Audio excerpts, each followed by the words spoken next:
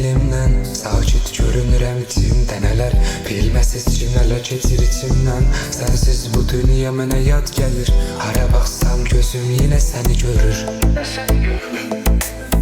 Akşam düşəndə qəlbim daralır, səni xatırlamaq belə canımı alır. Nə çox şey demədən qaldı içimdə, geri dönməyini istədim səssizcə. Bir zaman gülürdük yeni səbəbdən, indi adım keçir dodağımdan gizlicə. Geri dön, bu ürək səni gözləyir, hər gecə adını səssiz səsləyir. Göz yaşım yollarına sus səfər. Geri dön, bu sevgi səndə bitər. Geri dön, bu ürək səni gözləyir, hər gecə adını səssiz səsləyir. Göz yaşım yollarına sus səfər.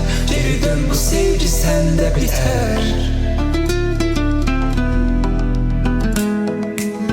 Geri dön, bu ürək səni gözləyir, hər gecə adını səssiz səsləyir. Göz yaşım yollarına sus səfər.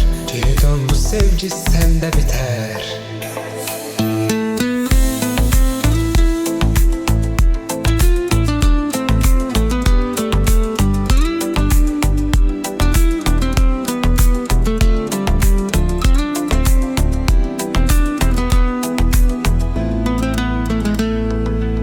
Bəzən düşünürəm, sən də darıxırsan, gecələr adımı səssiz çağırırsan. Bir şəkil, bir səs bir an yetərdi, ən azı bağışla deməyin bəsidir. Yollar uzun deyil, məsafə yoxdur, sadəcə ürəklə biraz qorxurdu.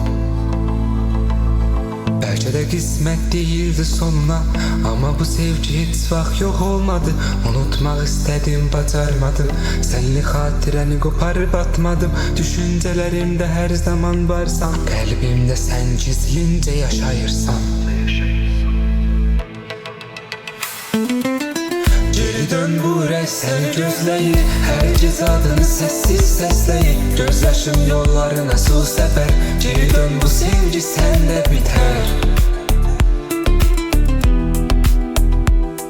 Geri dön, bu ürək səni gözləyir, hər gecə adını səssiz səsləyir. Göz yaşım yollarına sus səfər.